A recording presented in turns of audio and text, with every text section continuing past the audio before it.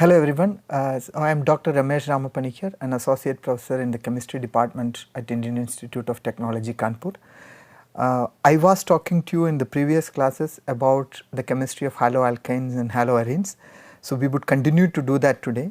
So, in the previous two lectures that I have given, I have talked to you about the classification of organohalogen compounds, about their physical properties a little bit, then also about how the nature of these bonds are and how to classify them and give them names, the proper nomenclature according to IUPAC. So, I would slightly discuss something that we discussed towards the end of the last lecture, that is the reaction of haloalkanes and how they undergo nucleophilic substitution reactions. So, we have seen that nucleophilic substitution reactions of haloalkanes are probably the most discussed and the most useful reactions of them, and they are generally of two types, and we started off by saying that the first type is something that can be called as nucleophilic substitution reaction which are bimolecular, or in other words substitution nucleophilic bimolecular reactions which has to be represented as SN2, where S stands for substitution, N for nucleophilic, and 2 stand for the bimolecular nature of the reaction. So, here you would see that in the screen I have a representation which we have already seen. So, this is just to tell you that this reaction happens when a nucleophile approaches an alkyl halide from a side opposite to where the carbon halogen bond is, and then the carbon halogen bond starts to weaken and a carbon nucleophile bond starts to form. So, in the example that I have on the screen, the nucleophile is a hydroxide anion, so it reacts through the oxygen atom. So, we would see that we have a transition state in which there is an oxygen carbon bond slightly being formed and the carbon chlorine bond getting weakened. So, methyl chloride is the haloalkane that is being discussed in this example. And this transition state, I also said that in this transition state we have a planar structure of the carbon atom which is attached to 3 different hydrogen atoms, and then you would see that through one of the sides we have the chlorine atom leaving, and through the other side a hydroxide anion starting to form a bond. And this transition state then collapses to give us the product, in this case an alcohol plus a halide anion. The mechanism as it is shown here was first proposed by Hughes and Ingold, and the main features, salient features of the reaction can be summarized in a few points, which says that this is a second order reaction. That means the reaction has the rate of the reaction is affected by the concentration of the nucleophile as well as the concentration of the haloalkane. It is a single step reaction, so therefore no intermediates are formed. We only have a transition state which is represented here. The transition state of course has a pentacoordinate carbon atom, and the reaction happens with an inversion of configuration. So, this is a result of the nucleophile approaching the carbon atom from a side opposite to where the carbon halogen bond is, and when the halogen leaves it looks as if we started with an umbrella and have kind of inverted it, and so therefore this is we say that the SN2 reaction, substitution nucleophilic reaction, follows an inversion of configuration when the reaction actually happens. So, then we went ahead and said how exactly this reaction can be viewed for a practical purpose, and here I had examples where a methyl halide, an ethyl halide, an isopropyl halide and a tertiary butyl halide undergoes reaction, and we saw that the reactivity pattern in general is more for methyl. Then for other primary halides, secondary and tertiary follows, and tertiary alkyl halides being extremely sluggish when it comes to nucleophilic substitution reactions through the bimolecular pathway. And this was explained through these pictures where you see that a nucleophile is trying to approach this carbon atom, but if there are only hydrogen atoms present on the carbon to which the nucleophile has to bond to, then the approach is rather hindrance free. So, there are no steric crowding offered by the hydrogen atom which are extremely small. So, therefore, this reaction happens, and if we put a relative rate of 30 for a methyl halide, then we would find that the corresponding ethyl halide reacts with a rate of 1. So, there is a difference of 1 to 30 when an ethyl or methyl reacts, and this hindrance comes of course because in this case we have an R group, that is a CH3 in this case. So, this R groups offers some hindrance to the nucleophile. And if you replace 2 of those hydrogen atoms and put 2 methyl groups, then of course the hindrance is more. So, therefore, the rate falls even from 1 and it becomes 0.02, and a tertiary butyl halide as shown in this case as 3 R groups for tertiary butyl, 3 methyl groups. So, when the nucleophile finds it extremely difficult to reach the carbon atom to start making the bond that is required for an SN2 reaction. So, therefore, rate of this reaction is practically 0. So, this is what we discussed, and we said that SN2 follows the route primary greater than secondary and tertiary, that is how the rate of the reaction would be. Okay. So, now what we would do is we would go and look at the second mechanism by which a nucleophilic substitution reaction can happen, and this is called substitution nucleophilic unimolecular or SN1. So, the previous one was SN2 and this is called SN1, and the 1 of course stands for unimolecular reaction. That means this particular reaction would depend only on the concentration of one of the substrates. So, in this case the haloalkane. So, we would have a look at this particular reaction. You can see, so what I have here is an example on the screen, and in this particular example I have 2-bromo 2-methyl propane.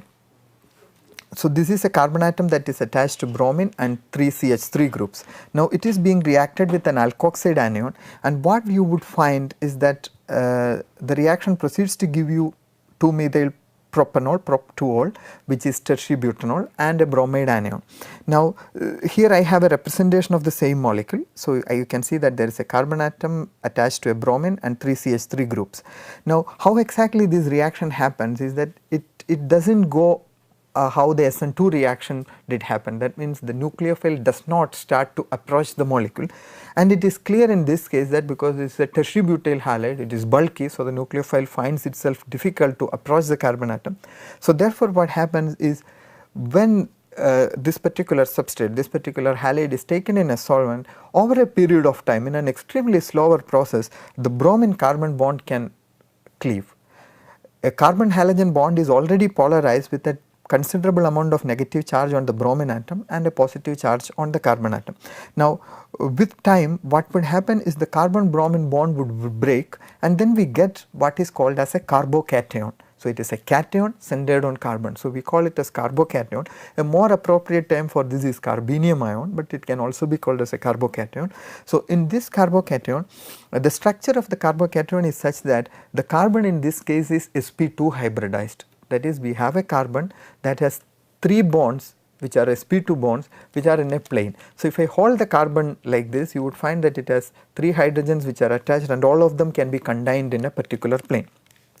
Now, what else does the carbon have is a p orbital. So, the p orbital would be perpendicular to the plane in which the carbon and hydrogens lie, and the p orbital would have both of its lobe on either side of this particular plane, and the p orbital is empty. So, this does not have an electron, that is why carbon has a positive charge. So, that is how a carbocation would look, and now this carbocation then stays in the solution in which the reaction is being done, and it then reacts with the nucleophile that it is being treated with. So, now the carbocation can react through its empty p orbital, and during the process the hybridization of the molecule changes to sp3, and finally we get an sp3 hybridized tertiary butyl alcohol as the product.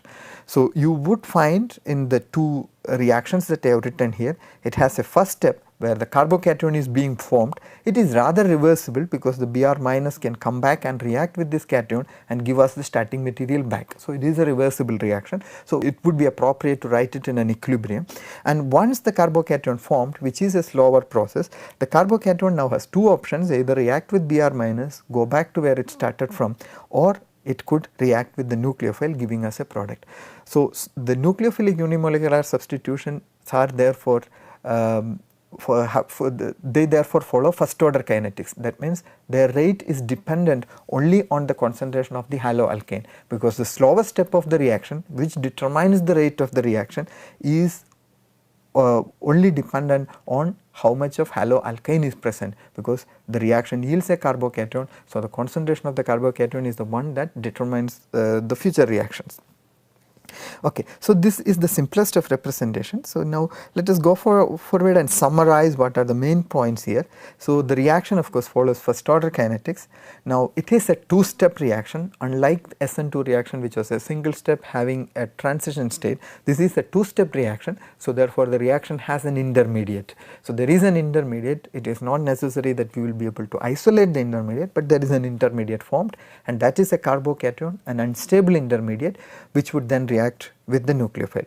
So now this compound, so therefore of course what kind of haloalkanes can give this reaction effectively? If that is a question that is being asked, the answer is pretty clear. Any compound that can give stable carbocations, relatively stable carbocations, would be able to push the equilibrium of the first step towards formation of more amount of carbocations and therefore make the SN1 reaction faster. So therefore we could summarize that the general reactivity order of haloalkanes towards SN1 reaction is tertiary greater than secondary greater than primary. So this is exactly opposite to that of what an SN2 reaction followed. So in this case the tertiary reacts faster, secondary reacts slower than tertiary, and primary reacts the slowest. And methyl halomethanes generally do not follow this mechanism because it is extremely difficult to make a methyl carbocation. So this is something probably you have already learnt. Now, so when we talk about the stability of carbocations, there are two molecules, two kinds of species that those are worth listening to. So one of them is allylic and the other is benzylic halides, because when these molecules undergo an SN1 reaction, they form the corresponding allyl cation and benzyl cations. So I have the simplest unsubstituted allyl and benzyl cations written on the screen here. So you can see that an allyl cation has a positive charge, and the positive charge is immediately adjacent to a double bond. So now the electrons in the double bond would be able to have a resonance relations with the carbon bearing the positive charge and have these two resonance structures. So this particular cation is stabilized by two resonance structures, and therefore it makes the carbocation more stable. So it is unlike having a simple primary carbocation. Here the carbocation is the positive charge is shared between two primary carbocations, so it becomes more stable than a simple primary carbocation. Similarly, in the case of benzyl cations, the positive charge on the CH2 is shared through resonance with three other carbon atoms that are present in the benzene ring, or in other words, the benzene ring using its electron cloud supports the formation of this positive charge, because the positive charge, once it is formed on the carbon adjacent to a phenyl ring, there is large amount of aromatic electron cloud those are present in that is present in the benzene ring, so which would be able to support the carbocation or its formation, and the resonance structures can be drawn as I have shown here. So therefore both benzyl and allyl cation remains to be stable carbocations, and as we have seen in one of the points here, stable carbocations support SN1 reactions. So you would find that when you try to do a nucleophilic substitution reaction on allyl or benzyl compounds, they are relatively faster. So those are the main points here that one should look. So with these points you would also be able to distinguish between an SN2 and SN1. Primary difference is their kinetics, where SN2 is second order kinetics, SN1 reactions follow first order kinetics. Then the order of reactivity also varies. For an SN2 it is primary greater than secondary greater than tertiary. Here in SN1 reactions it is exactly the opposite. Okay. Now to understand these reactions better, so we have said that, for example, in the case of an SN2 reaction there is an inversion of configuration.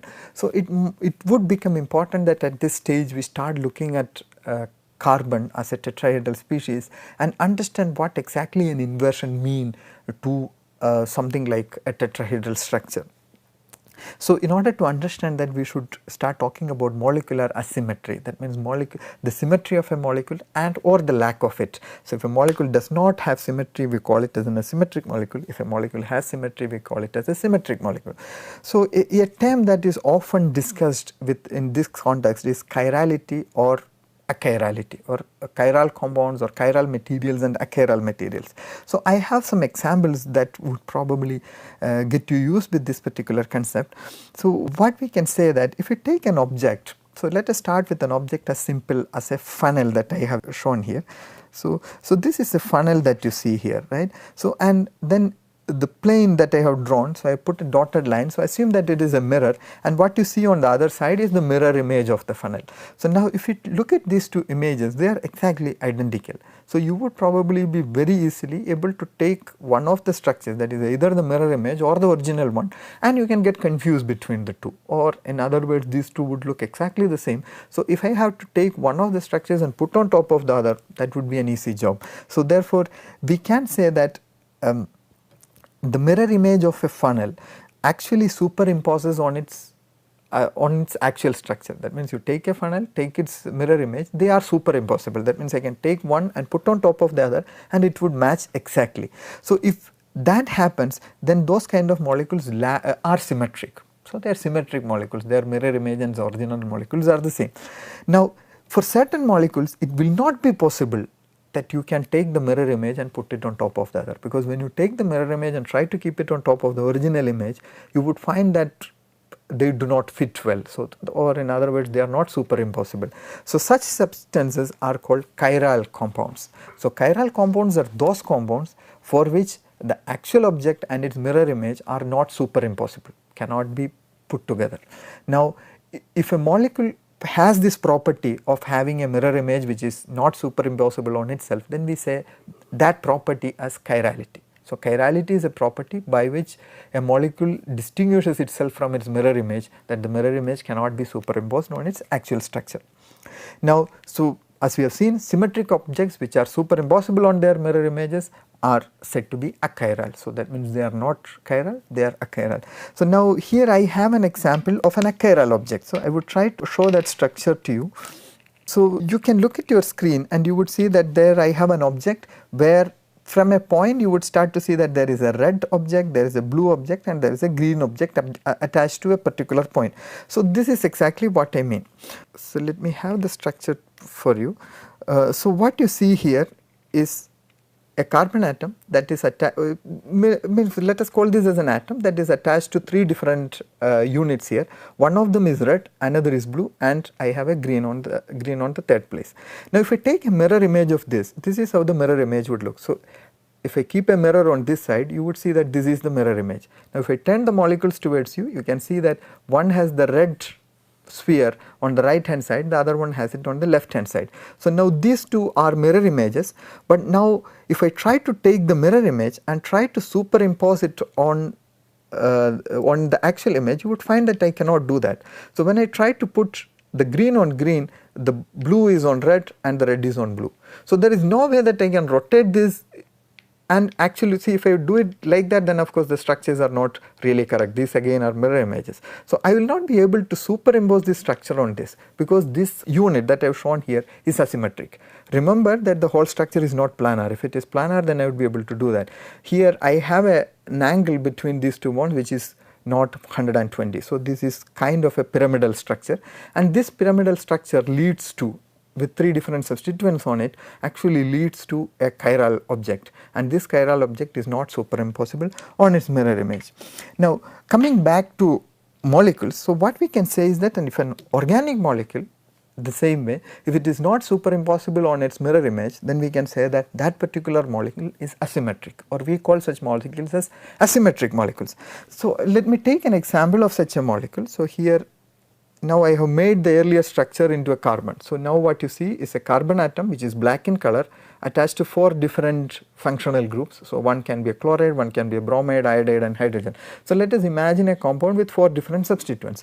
Now this particular structure, this particular carbon atom, which is the central carbon atom, is now asymmetric. The reason is it does not have a plane of symmetry. You cannot use a plane of symmetry to cut this. If I cut this molecule, you would see that the two sides have different substitutions. So it lacks symmetry units, and now if I try to make its mirror image, you would also find that these two mirror images are not superimposable on each other. So this is one of the structures, this is its mirror image. Now I will not be able to superimpose these two structures, because I have the red and the white coinciding together, but you see that the blue and green atoms are mismatched. So this tells you that this kind of a carbon atom that is attached to four different groups here, so that leads to asymmetry in the molecule. So such a carbon atom that is attached to 4 different units are normally called as an asymmetric carbon, or such a center is called as a stereo center, because these two molecules now, the actual molecule and its mirror image, are not superimposable, they are different molecules, and these are isomers. Such isomers are called stereoisomers, and because they are stereoisomers, the carbon that is responsible for the formation of these stereoisomers are normally called as a stereo center, or they are also called as an asymmetric carbon. In simple words, if you find an organic molecule that has only at least one carbon atom, that attached to 4 different functional groups, then you can immediately say that that particular molecule is asymmetric. So the condition is this: if a molecule has one carbon atom attached to 4 different units, then it is asymmetric. If there are 2 or 3, then there could be cases where the symmetry is retained. So normally we would only say that if a molecule has one carbon atom attached to 4 different functional groups, then the molecule is asymmetric. So let us go forward and see how this becomes important and how can we distinguish between such molecules. So to discuss with that, we also need to understand another important point, which is about plane polarized light, or which is related with plane polarized light, and the property of the molecules, of organic molecules, related to optical activity. So I have already told you that these two molecules, which are mirror images that cannot be distinguished, that can be distinguished from each other, that cannot be superimposed, are stereoisomers. So now stereoisomerism is also associated with optical activity. So I will try to tell you what exactly is optical activity. So you can see a drawing here. So in this drawing, what I have shown, I have represented normal light with a number of arrows in all directions. So what do we actually mean by that is, whenever we take normal light, you would find that it has its electromagnetic vectors going in all directions. So if the light starts to travel from one side to the other, it would have its electromagnetic vectors going in all directions, which are perpendicular to the direction of propagation of light. So if light goes this way, it has its vectors going in all the directions. Now there are certain kind of compounds which are called as polarizers. An example is a nickel prism, which I have shown here. So if now this kind of a light that has its electromagnetic vectors going in all the directions, so if it starts to pass through such a prism, what happens is, after passing through polarizer, what comes out is light that has these electromagnetic components only in one direction, or only in one plane. So all the other things are cut off. So this is a property of the material from which the polarizer is made. So now the polarizer is a material that is able to cut the electromagnetic components of light in all direction except for in one plane. So what results is a plane polarized light. So now we can say that now this light is polarized because it only has these electromagnetic components in one particular plane. So which is normally represented by these double headed arrows that I have shown here, indicating that we have these magnetic vectors which are moving only through one plane. Okay, so we can convert a normal light into a plane polarized light. Now what next? If the plane polarized light is allowed to pass through a solution of an organic compound which is asymmetric. So that is the important point here. So if you have a solution of an organic compound in some solvent, and if the organic compound is asymmetric, what happens is the plane of the plane polarized light. So let us assume that my hand represents the plane of the plane polarized light. So now if the plane of the light is like this, once it passes through the solution, it just tilts either towards the right side or towards the left side. So when I am looking at it, if it rotates to my right side, it is in the clockwise direction, and if it rotates in the left side, it is in the anti-clockwise direction. So now again, the main point is a plane polarized light passing through a solution of an asymmetric organic compound will tilt its direction, and the direction would be either to the right or to the left, which depends on the asymmetric compound that I have dissolved in the solution. Now what you would see that the plane of the plane polarized light is now rotated, or it is tilted, which can actually be detected. So the detector can also have a polarizer kind of compound which can detect the angle by which this has now tilted. So there can be a detector that is able to do this and find that the plane of the plane polarized light has changed to one side. So this molecules which are able to do this are said to be optically active because they do something to light. So therefore, asymmetric organic molecules, asymmetric molecules in general, you would find most of them to be organic compounds. So asymmetric molecules, asymmetric organic molecules are compounds that are optically active. So they are able to rotate the plane of the plane polarized light either towards the right or to the left. Now if the rotation is to the right, that is to clockwise when I look at it, then it is called dextrorotatory, and if it is to the left or in the anti-clockwise direction, it is called levorotatory. So these two terms are from Greek, which means that rotating to the right or rotating to the left. So these are the terms that are used by organic chemists. So if I say that I have an asymmetric compound and it is dextrorotatory, that simply means that if I make a solution of that compound, it would rotate the plane of the plane polarized light towards the right. And dextrorotatory is normally indicated by the sign D, which stands for dextro, or you can also represent it using a plus sign. This is just to say that the light tilts in the positive direction, and the levorotatory is represented by L or a minus sign, that means it rotates in the negative direction. So these are conventions that were used from the time they were observed. Now how it again becomes important is if an asymmetric compound is dextrorotatory, that means if an asymmetric compound, you are given an asymmetric compound, that means this is a compound whose mirror image does not superimpose. So the compound and its mirror image are different. Now if the compound that is given to you is able to rotate the plane of plane polarized light to the right, then of course its mirror image, which is a different compound, would be able to rotate the plane of the plane polarized light to the left. And now if you take solutions having equal concentrations of both these molecules, that means the original molecule and its mirror image, the angle by which the light is rotated would also be same, except that they would be in the opposite directions. So therefore such molecules which are mirror images of each other and are able to rotate the plane polarized light in opposite directions are called enantiomers. So enantiomers, as I have written here, so you can see the term on the screen. So this can also be described as asymmetric carbon atoms, which so enantiomers are those compounds whose mirror images are not superimposable on each other. So if you have a compound whose mirror image is not superimposable on the actual structure, then that means they form enantiomers and they would be optically active, and they both would rotate the plane polarized light to equal but opposite directions.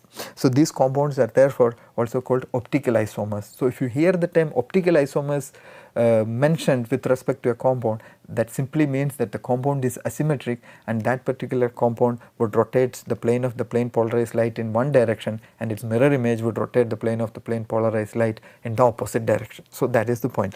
So we have instruments which can actually be used to detect in what direction the light is being rotated, and such instruments are called polarimeters. So polarimeter is normally found in organic chemistry labs where the research is being done. So if you find a molecule being synthesized, if you synthesize a molecule, then one of the steps is to go and check what is the polarity of the molecule, or to check whether the compound is asymmetric by looking at in which direction the light is rotated, the plane polarized light is rotated. Okay. So now to come back to this optically active compounds that I was telling you, the requirement is that you should have molecules which are mirror images of each other and which are not superimposable. So this was an example that we discussed. These are mirror images and you can see that they are not superimposable on each other. So now I would ask you to concentrate on the screen where I have these molecules here. So I have an example here which is butan 2-ol or 2-butanol.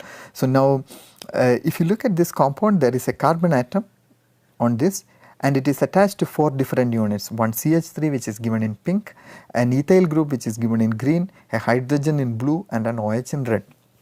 Now here I have separated the two molecules through a line through the middle, and this actually, let us assume that it is a mirror and the mirror image is on the other side. You can see everything is same except that they look like exact mirror images. Now if I rotate this molecule and try to put it on top of the other, try to superimpose them, I would find that they do not superimpose. You have already seen that with the models. So as long as the 4 substituents are different, they will not be able to superimpose on each other. So these are therefore called enantiomers. So what I have here are enantiomers of butan 2-ol.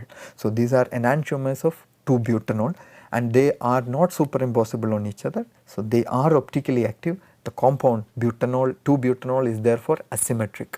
So it can have 2 isomers, and the isomers are only distinguished by their stereochemical orientation, their orientation of the groups in space, so that they are distinguished from their mirror images. So we can say that the compound is optically active. So I also have another structure here which is just propanol. So propan-2-ol or isopropanol. Now isopropanol is the immediate relative of butanol, so it is a lower analog.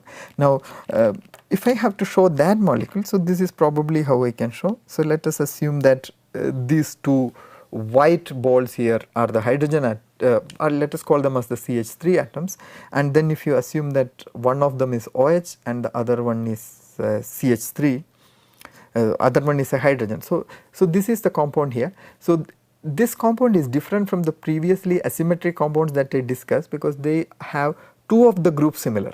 An asymmetric carbon atom had all the 4 functional groups different. So this has 2 of them same. So now if I take these 2 molecules and if I try to make a mirror image of this, this is what I get.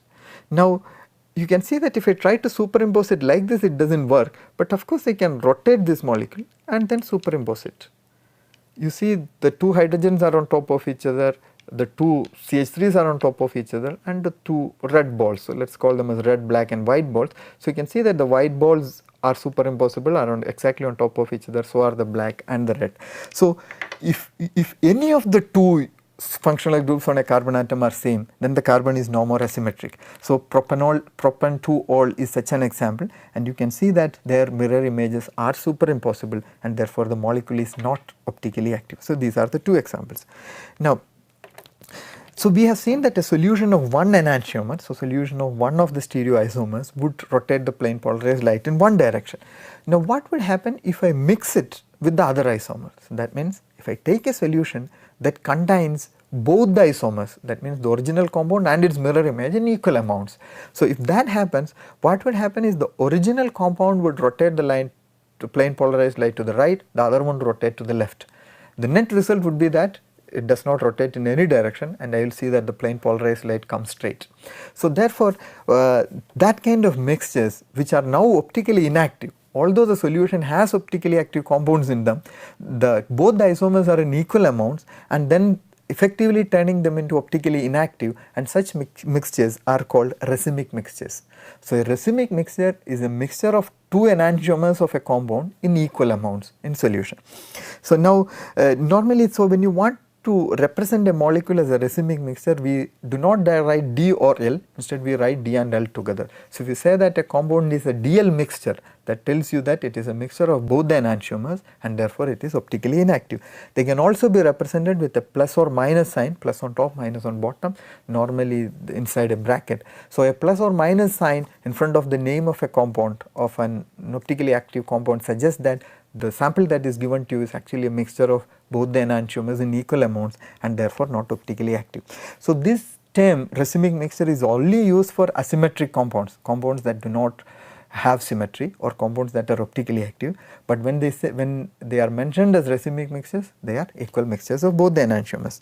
Now it is also possible that you start with an enantiomer, you are given an enantiomer and you carry out a chemical reaction, and during the process of the reaction, if the optically active compounds converts into optically inactive compounds, or probably because the asymmetric center remains there, but however you end up having both the enantiomers formed as products, then such processes are called racemization processes or racemization reaction. So a reaction is said to undergo racemization if a pure asymmetric starting material is converted into equal mixtures of enantiomers. That means a reaction that gives equal mixtures of enantiomers from a single enantiomer are said to have undergone racemization. Okay, so now we will try to put these all things into perspective, and then we would try to explain the different terms that are associated with the reaction of asymmetric compounds. So here in this particular screen, what you see here is I have a compound which has a carbon atom that is attached to an ethyl, methyl, a hydrogen atom and an X. So let us say there is an alkyl halide. So now this alkyl halide is, so it is actually a 2-halobutane derivative, because there are 4 carbon atoms, an ethyl group, methyl group, and a carbon that is attached to a halogen and hydrogen. Now if So I have 3 arrows going in all the in 3 directions. So these 3 arrows represent 3 different reactions. So now let us assume that the reaction is with a nucleophile Y, with something Y. So now during the process of the reaction, now let us have a look at the one that is to the right side. So now when this reaction happens, if X is replaced by Y, but that does not affect the molecule at all. So only thing that happened is the carbon X bond broke and Y came exactly from the same side and form a new bond. So then what you get is the stereochemistry of the molecule remains same. So I could show you that. So if imagine that this is the molecule that I am talking about. So if this is the X atom that is supposed to go out, now imagine that if this goes out and a new thing comes out here. So when this happens, I have replaced this with this, but nothing happened to this part of the molecule. It did not undergo an inversion or anything.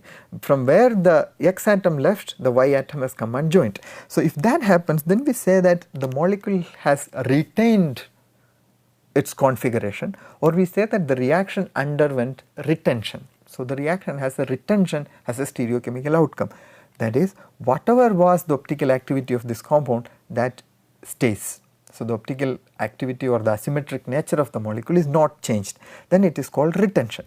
Now there can be another thing, that is where you remove this atom and the new atom comes from the back side. So this is exactly what happened in an SN2 reaction. So one of the atom goes out, but the new atom comes from the opposite direction. So that is represented to the left side. So this would result that here you can see that in this particular molecule the X is to the left side, but in the newly formed molecule A, X is pointed to the right side. So from the left sided CX bond, we get a right sided CY bond. Now if X and Y are same, I can actually put a mirror here and you would find that this structure A and the actual structure are mirror images, provided X and Y are same. So in this particular reaction, the molecule has undergone an inversion.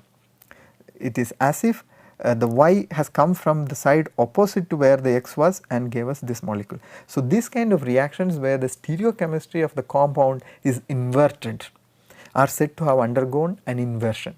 So these are terms that we use when we talk about the reaction of asymmetric organic molecules. So now when asymmetric organic molecule undergoes a reaction in which the stereochemistry is retained, in which the configuration of the asymmetric carbon atom is retained, then we say the reaction has undergone a retention.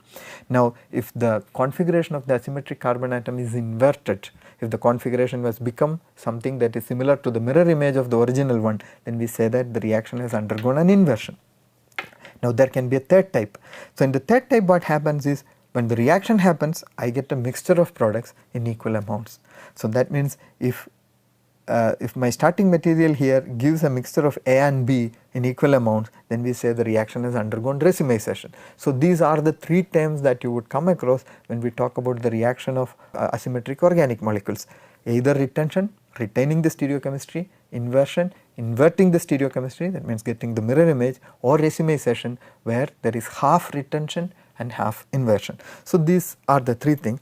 Now we should also note that any reaction, so have a look at the last reaction I have on this screen. So if you look at this reaction, you see there is an OH, and we have seen that alcohols can be converted into the corresponding halo compounds on treating with thionyl chloride SOCl2. So this is a reaction we have learned while we are learning the preparation of haloalkanes. Now what happens is the carbon oxygen bond breaks and a carbon chlorine bond forms. Now this molecule that I have given here is optically active, because it has a carbon atom that I am highlighting now. This carbon atom is attached to 4 different groups. One is CH2CH2OH, another is hydrogen and ethyl group, and a CH3. But the reaction actually happened on this carbon atom, which is not the asymmetric carbon, which is not the stereo center, and therefore the product is formed with absolute retention of configuration, because we have not touched the asymmetric carbon at all. So the terms inversion, retention and racemization have real sense only when the reaction is happening at the asymmetric carbon atom. Otherwise the reaction would always retain its stereochemistry, because the reaction does not recognize an asymmetric carbon at all. It is happening somewhere else in the molecule. So therefore such reactions would we could easily say that they retain, so they undergo retention. So it is not even worth mentioning, because there the asymmetric carbon is not a part of the reaction that is taking place. Now with this particular idea, let us have a relook at nucleophilic substitution reactions. So the first reaction that we discussed is SN2 reactions which lead to inversion of configuration. So, we said that this reaction generally undergoes an inversion. So, the molecule I have here is 2-bromo-octane. So, 2-bromo-octane is, you can see there is a 6 carbon chain and there is a CH3 and bromine is attached to the second carbon. So, the carbon is attached to 4 different groups, it is optically active, and this isomer that I have drawn here is the minus isomer, that is it is the levorotatory molecule. Now, if I take minus 2-bromo-octane, that means the one that is levorotatory, and treat it with an hydroxide anion, and if the reaction undergoes an SN2 reaction, which it would, then the product is plus octanol, plus octane 2-ol. So, therefore, the stereochemistry of the molecule has inverted. I started with one enantiomer which had a particular optical activity and the product has the opposite optical activity and Br minus comes out. So, therefore, SN2 reactions, we can easily say that SN2 reactions always follow inversion. Now, let us have a look at SN1 reaction. In an SN1 reaction, so this is something we discussed today. If we take 2-bromo-octane, so it is sorry, the molecule I have here is 2-bromo-butane, so this is an error here. So, if you take 2-bromo-butane and in an SN1 reaction, I would first form this particular carbocation. So, this is 2-bromo-butane and 2-bromo-butane forms this carbocation. We said that the carbocation is planar. So, this species that I have shown here, this is a planar molecule. So, it has CH3, C2H5 and H. Now, this planar molecule is the one which is then going to react with hydroxide anion. Now, the planar molecule has 2 lobes of p orbital. Now, the OH minus can come either from this side or it can come from this side. Now, if the OH minus is coming from the right side, then the rest of the molecule would bend backwards. So, you can see how my hand would turn. So, initially I have a carbon atom at the middle of my palm and hydrogen atoms on 3 sides. Now, when the OH minus comes to form a bond, the rest of the molecule would bend in the opposite direction, forming a tetrahedral carbon atom. Now, if it comes from the other side, they will bend in this direction, forming a tetrahedral carbon atom. So, now once that happens, the OH has this liberty of coming from either of the sides. So, what we are going to get, we have a planar intermediate. So, the planar intermediate is going to give me 2 compounds. So, it would be a mixture of plus 2-butanol and minus 2-butanol, or plus 2-butan 2-ol and minus 2-butan 2-ol. So, this reaction, when an SN1 reaction happens, because the intermediate is planar, I would get 2 products. So, that means the reaction undergoes racemization. So, SN1 reactions proceed with racemization just because the reaction is going through an intermediate which is no more asymmetric. So, once the reaction takes a route in which an asymmetric carbon atom is turned into a planar compound, into a symmetric compound, then the products would be forming in equal amounts. Even if the products are supposed to be asymmetric, you would get both the enantiomers formed in equal amounts and therefore you get a racemic mixture. So, this particular reaction SN1 leads to racemization, whereas SN2 leads to inversion of configuration. Okay. So, with this I will move into the next reaction of alkyl halides, which is elimination reaction. So, elimination reaction of haloalkanes result in the formation of alkenes. So, the reaction can best be represented by what I have shown here. So, there is a base, so which is normally hydroxide anion, which is able to pick up a proton from the carbon that is adjacent to the carbon bearing a halogen atom. So, I have a CH2Br bond, so this is the haloalkane part, and it has a carbon that is attached to a hydrogen. So, this hydrogen is a requirement for an elimination reaction.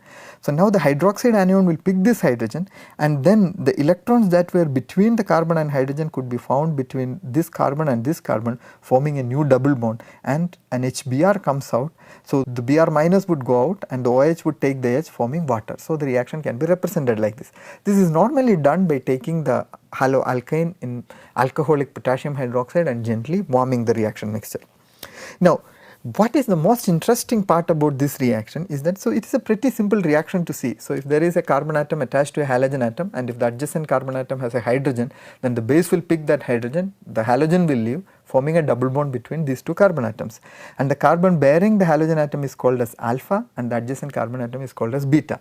So, therefore, this reaction which forms this double bond are also called as beta elimination reactions, because the 2 groups are going from alpha and beta from the adjacent carbon atom. So, these are called as beta elimination reactions, or they are in short elimination reactions of haloalkanes. Now, have a look at this cyclic structure that I have drawn here. So, if you look at this particular structure, you can see that I have an iodine attached to a carbon atom, and this carbon atom has 1, 2, 3. There are 3 carbon atoms adjacent to this particular carbon to which iodine is bonded, and all these 3 carbon atoms have hydrogens. So, I have shown these hydrogens as beta 1, beta 2 and beta 2, because these 2 hydrogens are same because they are in the ring, and there is another hydrogen atom on a CH3 that is going out.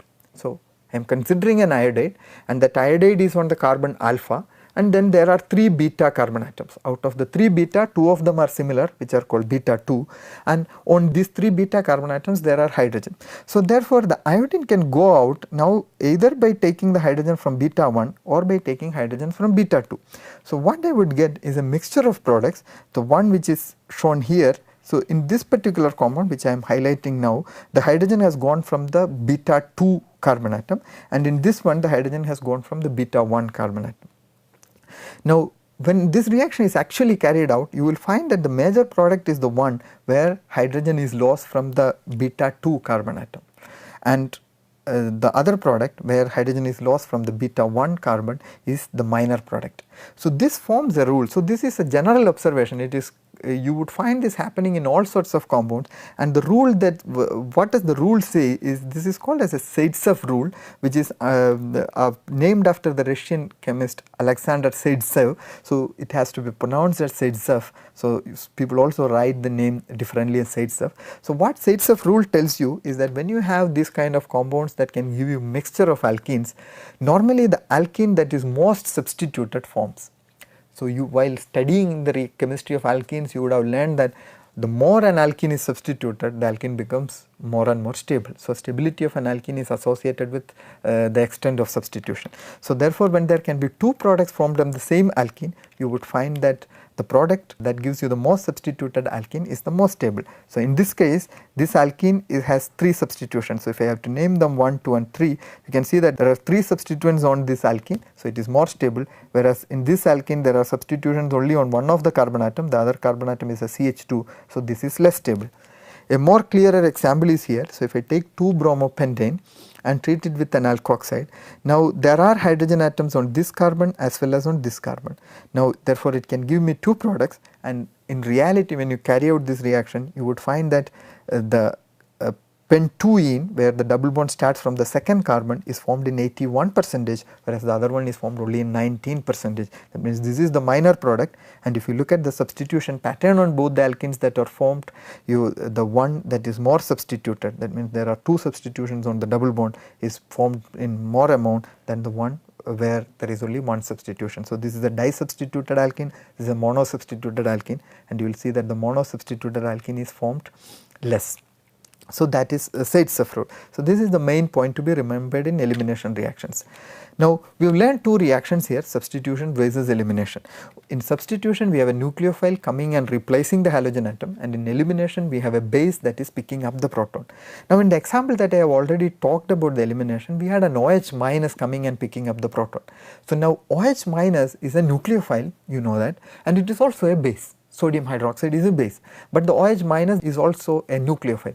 Now, what will it like to do? Whether it would like to react in a nucleophilic substitution reaction, or whether it would like to give you an elimination reaction by abstracting a proton. So, this is a choice the molecule has, the reaction has.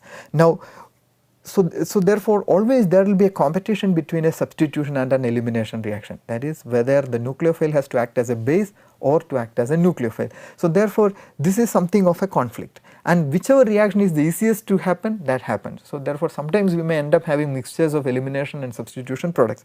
So, there are certain rules that we can write down and read out. So, one of them is that a bulkier nucleophile prefers to act as a base and abstract a proton, because if the nucleophile is very big. So, I have the example here, you have a look at this structure. So, in this particular case, I have a bromide. So, this is isopropyl bromide or 2-bromopropane, and the nucleophile I am trying to use here is tertiary butoxide. So, it is an alkoxide which is attached to a tertiary butyl group. This is a bulky nucleophile. Now, this nucleophile will find it very difficult to reach the carbon atom to which bromine is bonded. So, it may not reach here. Instead, it is easier for this tertiary butoxide, this alkoxide, to pick a proton. So, my nucleophile in this case is bulkier, so it prefers to act as a base and pick out this proton and then make a double bond. So, bulkier nucleophiles would act as bases.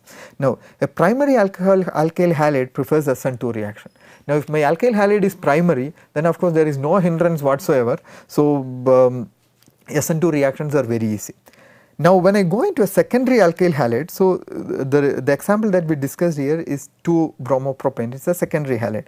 Now, if I use a secondary haloalkane where the bromine is attached to a secondary atom, so have a look at this substitution reaction that is on the right side. Now, if I use methoxide anion as the nucleophile or the base, this is something that can easily attack here and give me an SN2 reaction. Now, if my base becomes bulkier, it would then give me an elimination reaction. So, when you have secondary alkyl halides, there is a choice, either it can go for SN1 or SN2 or it can go for elimination, and that now depends on the strength of the nucleophile and its size. A larger base, a larger nucleophile would act as a base. So, therefore, in secondary alkyl halide cases, we might end up having mixtures of SN1, SN2 products and sometimes elimination. SN1, when sometimes your nucleophile is not very strong and it is also not a strong base, then it cannot give you elimination, but over a period of time it can give you an SN1 reaction. Now, tertiary alkyl halides always prefers SN1 or elimination reactions. So, they do not give you SN2 reaction. So, they first form the carbocation, and now the carbocation can either lose a proton from a beta carbon atom and form an alkene, or it can also give you an SN1 substitution, and they can also undergo reactions where the base directly picks the proton from the beta carbon and the alkyl halide bond breaks. So, this is how we can summarize them. So, we can say that primary alkyl halides will give you SN2, secondary alkyl halides can give you nucleophilic substitution reactions as well as eliminations, and tertiary also can do the same thing. Now, a bulkier nucleophile in general prefers to give you an elimination reaction. Okay. So, with this we would come to the last of the reactions of haloalkanes that we would like to discuss here. So, now this particular reaction is reactions of haloalkanes with metals. Now, we know that a carbon halogen bond generally is polarized. So, we have a negative charge on the halogen atom and a positive charge on the carbon atom. Now, when such compounds are treated with certain metals, what the metals would do is metals would break the carbon halogen bond, because halide anions are stable, they want to be associated with metals in many cases. So, then what we would get is a metal halide that is formed along with a carbon metal bond, and in many cases this carbon metal bond that is formed would be considerably covalent. So, that means it is directional, they do not stay as ion, carbanion do not stay as a carbanion in all the cases, it would normally be linked to the metal that is being used. So, we can say that if a compound contains metal carbon bond of some sort, then they are called as organometallic compounds. So, organometallic compounds are compounds where there is a carbon metal bond, and normally certain metals are good in this because they would form stabler bonds, directional bonds, just like a covalent bond with the carbon atom, and such compounds are called as organometallic compounds. Now, the most discussed and the first and the most recognized organometallic compound is a Grignard reagent. So, this is named after Victor Grignard, who discovered these molecules in 1900. So, you can see that it is more than 100 years that this compound has been discovered. So, now how he did that was when he take an alkyl halide. So, in this case I have written bromoethane, and if it is treated with magnesium, metallic magnesium in dry ether. So, the solvent that is being used should be something that will not react with the metal. So, when an haloalkane is treated with magnesium in a solvent such as dry ether, it would give a product where there is a metal carbon bond, a magnesium carbon bond and a magnesium bromine bond. Now, the MgBr is actually an ionic bond, so it is most likely an Mg plus and a Br minus. So, it can be treated as any of the salts of magnesium with any halogen atom. So, it is mostly an ionic bond, whereas the carbon magnesium bond is covalent in nature. So, the carbon magnesium bond, carbon and magnesium are associated together with a Br minus around. So, the magnesium effectively can be said to be in +2 oxidation state, where most of the negative charge is centered on the carbon atom and bromine atom, and magnesium bears this 2 positive charge. So, although the metal carbon bond in a Grignard reagent is directional, is mostly covalent, that is highly polarized. So, it is polarized to such an extent that the carbon can almost be assumed to be bearing a negative charge in that. So, it is a negatively charged carbon atom, positively charged magnesium linked through a covalent bond, a rather covalent bond, and then there is a Br minus. So, this is exactly opposite to what can happen to an alkyl halide. So, in the alkyl halide we have seen that the carbon has a positive charge and the halogen has a negative charge. Here it is the opposite. Now, therefore, these compounds are very reactive. So, a Grignard reagent is not something that you can take outside, you can something that you can keep on a table or anything, because exposed to air, because it reacts with moisture, it reacts with alcohols, it reacts with anything that has an exchangeable hydrogen. So, I have represented that with the reaction here. So, if you take Grignard reagent and treat this one with an alcohol, what happens is the carbon metal bond breaks with the negative charge on the carbon reacting with the proton of the alcohol and giving, in this case because we have used an ethyl magnesium bromide, it reacts with the hydrogen of the ROH and gives me ethane plus MgORX, where OR is the alkoxide anion. So, now this compound MgORX is rather a salt, where magnesium is bonded to a halide anion as well as to an alkoxide anion. So, it gives a salt along with a hydrocarbon. So, this is what would happen even unintentionally if a Grignard reagent is exposed to an alcohol or just to moisture. So, if you keep it open, the moisture from the atmosphere is enough to make this reaction happen, and therefore, this reaction would go ahead and start giving us this product. Okay. Now, similarly, there is another reaction called as Wood's reaction. So, this particular reaction is normally used to prepare hydrocarbons, not so much of synthetic applications per se, because it is a rather violent reaction. Now, what does the reaction do is, if you take alkyl halide in the presence of sodium, metallic sodium, the carbon halogen bond breaks, sodium takes out the halide. Unlike magnesium, sodium can only have one valency. So, sodium would take out the halide, and therefore, what we would have is a naked carbon atom which was earlier attached to the halogen atom. So, two such alkyl groups would combine together and give us a hydrocarbon with double the number of carbon atoms to the haloalkane that we started with. So, it can be represented with the reaction that is written here. So, if you take an alkyl halide, two molecules of the alkyl halide would react with two atoms of sodium, giving us a hydrocarbon that has an extended carbon chain which is twice the number of total carbon atoms in the haloalkane plus 2 molecules of sodium halide. So, this reaction is called as a Wood's reaction. It can be considered as a coupling reaction where two alkyl groups can be coupled together. You start with the alkyl halide, you clip off both the halogen atoms, they go out as a salt with sodium, and then the two alkyl groups are coupled together to give us a hydrocarbon. So, this is a reaction of haloalkanes with metal. So, two important reactions, out of which the Grignard reagent is always the most important, because it gives us a reagent that has a negatively charged carbon atom, whereas the Wood's reaction only gives you a product which is a hydrocarbon. So, its applications are limited with respect to that. Okay. So, with this we would be able to summarize the reactions of haloalkanes.